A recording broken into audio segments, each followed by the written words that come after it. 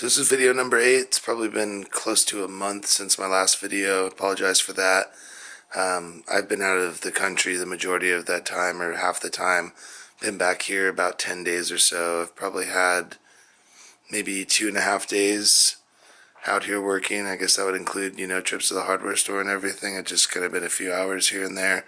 But, the major things that have changed is I ended up going with a different tank here. I think this is just going to suit the frame a lot better. It actually looks really cool once everything's all set down. I'm really liking the look of it. I can't really show it right now because I have the swing arm off. This is basically just ready to go bring over to my buddy to get everything welded up. I was kind of hoping to get that done maybe this weekend. I leave again in like 4 days. So I was kind of hoping to get that all done. I made the struts, got the license plate bracket and brake light bracket done, and I actually remade the bracket on the rear of the tank. It was actually, I wanted to get a little bit closer to the tire, so just give it a little bit a different angle, and it was slightly cattywampus, or however it was slightly off, which I probably could have fixed with the struts. Actually, I'm sure I could have, but I just wanted to make sure everything was perfect. So that is basically what's going on there. As far as what's going on back over here, the tank, the good and the bad of the tank is the good, I guess, technically would be that it's made for this year, and model Softail. The bad is, I wish I could have found one that really wasn't, because it's got a square tunnel, which I have the cover, which makes it a round tunnel again, and it sits a little lower than I really want, and I knew it was going to. So basically what I'm going to do is I'm just going to create a panel that'll go in here and cover all this up and weld that in. I'll probably remake the tunnel that goes down here, basically just out of something like this, and then either rebuild these brackets off of here or just add a little adapter to that to raise it up a little bit. So we'll see exactly what I end up doing with that. I haven't decided exactly, but this part, for sure, you can see maybe it's going to go up about another half an inch, a quarter an inch, half an inch, if that. But that'll give me right about where I want to be. The handlebars, you can see, just went with a real simple bar. It's a 1-inch rise and then about a 1-inch pull down, so it's virtually like a drag bar, just a real slight pull back. Basically got these set up with the exception of haven't drilled the holes for the electrical if I decide to do the blinker switches into the bars right here, and I just got little tiny micro buttons that'll go in there. The throttle is basically hooked up. It's everything's all ran. The cables through the bars down to the carb. It's all working properly. The holes are drilled in the bottom here. I haven't tapped for the set screws. I'll just wait till powder coat's done for that. And then also you can see that there's a slight bit of play in there, so I got a little sleeve here that I'll use, and once that thing goes in, it's not coming back out, and I don't want to pull it out and then push it through or something when I'm reinstalling. So that'll just be at the end. This is going to be your front brake. You can see that that's working. It's real easy right now. There's no fluid in the master cylinder, which I'll show you in a second.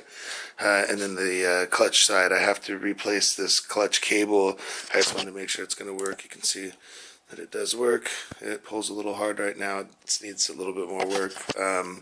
I got a easy clutch pull mechanism, and I just don't have as much leverage with these little controls, so that's going to make that work like butter. And then obviously I'll be shortening the cable here, using a shorter cable. So that's all tucked away and up through the bars, or through the triple trees as well. The master cylinder, I'll kind of give you a couple of views here just because it's going to be hard to see it. But the master cylinder itself, you can see, is mounted right up in here. It's basically all metal bracket that you see. And then you can see the cable that goes through right here. This is just leftover. None of this is really prettied up yet. This whole thing will be boxed in and welded. And then obviously, everything will be powder coated or painted. So, and then there's also going to be a cover that goes here. While I'm talking about the cover, I spent all the time making the other one, and I really don't care for it. I do like it. I like the idea. I just don't like the execution of it. I made it a bit wide on the outside of the frame rail there. and then with all the sheet metal, it was just really wide. Every time I walked up to the bike from the front, just looked like a largemouth bass was trying to eat the front tire. So I decided to go, a different route. I'll probably run it, basically the same thing, just on the inside of the frame rail, and have it come out, so it'll be much skinnier, but virtually the same idea. Back to the master cylinder, you can see this is the side where your cable comes in actually from the handlebars. This is the hose that runs up to the reservoir, which will be located up under here, and then your brake line itself will come out here. So it looks like a rat's nest of wires. Seems like a lot of stuff to have here for a front master cylinder, but once this is all tucked away up, all in here nice, and the front cover's on, you won't really see it down there, and I think it's going to make a big difference for the handlebars. So that's the whole purpose of that. The plug wires, you can see that I got run here. I noticed I got this area here. If anyone knows a good way of cleaning this powder coat up, this stock powder coat, it's kind of a wrinkled gray, I guess you'd call it, or anything that you can use to touch up, I'd appreciate that advice. But basically the stock wires come out here, and they were sitting on here. Obviously some kind of moisture or something got under there, and this one spot is just really kind of browned up and stained. So I'm hoping I can get rid of that somehow. I didn't really notice it all that much until just recently.